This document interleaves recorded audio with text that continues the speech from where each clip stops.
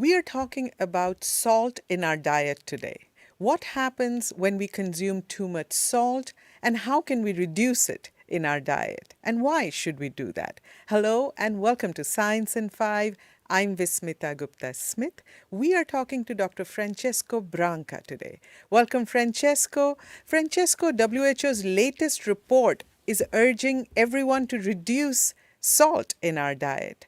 Please explain to us what happens when we consume too much salt. Consuming too much salt is leading to increased blood pressure and to increased risk of death for heart disease and stroke. Too much salt is the most important dietary risk factor for the global burden of disease. We have 1 adult in 4 that has a high blood pressure, and we have 2 million people dying every year as a result of consuming too much salt.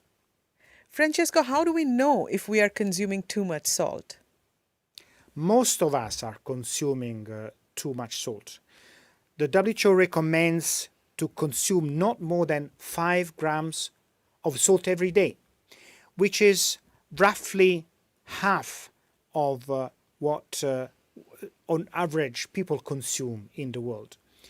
You can get salt from what you add to foods at home, or you can get salt from the manufactured products. In many high-income countries, the largest amount of salt comes from manufactured food. About 80% comes from manufactured food, such as bread, cheeses, preserved meat, but also high salt snacks and food consumed out of home.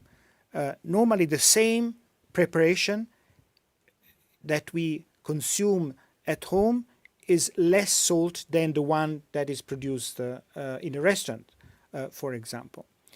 Just to give you an example, if you take an average bag of chips of 150 grams, that only that bag of chips contains half of the salt we're supposed to consume every day. In lower income countries, sodium or salt comes mainly from what is added during the home preparation and during the preparation of preserves. It comes from condiments or other sauces that are added to the food. Francesco, let's talk about how we can reduce our salt intake. You can progressively reduce salt in our diet and adjust your taste. It will take a few weeks, but eventually you will be able to reduce your salt intake. Remember that we need to do that by 1/3 to 1/2 of our current intake.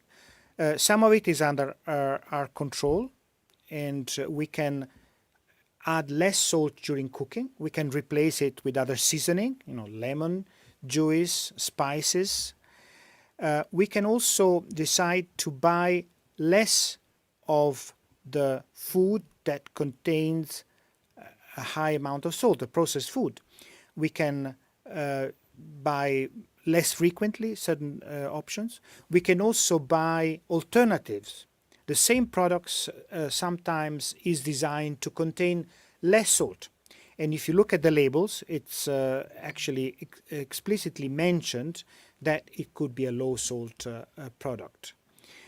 We can also altogether replace certain options with healthier ones. So if you reduce the consumption of salty snacks, you can instead consume fruit and or vegetable as a snack. And fruit and vegetable not only contains less salt, but they contain another important mineral, potassium, which is protective for our arteries and actually protects us from increased blood pressure. But then it's not just our responsibility, but it's what we see in the food environment we live. And governments can nudge companies to put on the market products with less salt, but they can also offer meals in public institutions such as schools that contain less salt. So there could be really an overall collaboration between individual consumers and public health authorities to help us reduce the risk of high blood pressure by reducing salt intake. Thank you, Francesco. That was Science in 5 today. Until next time then, stay safe, stay healthy, and stick with science.